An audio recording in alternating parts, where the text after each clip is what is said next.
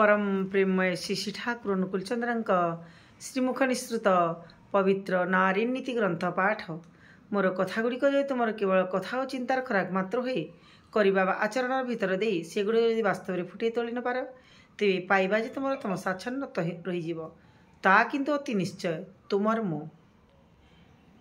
विवाह अनुलोम और प्रतिलोम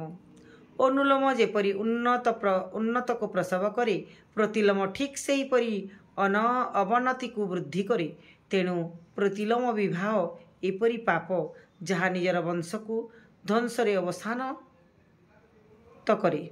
ताहा छड़ा पारिपार्श्विक बा समाज को मध्य बेक धरी विध्वस्ती आड़ को चालित करे असती स्त्रीर निष्कृति बरम संभव किंतु प्रतिलोमज हीनत्वर अपलाप अत्यंत ही दुष्कर। वाणी संख्या 80। जय गुरु जय गुरु।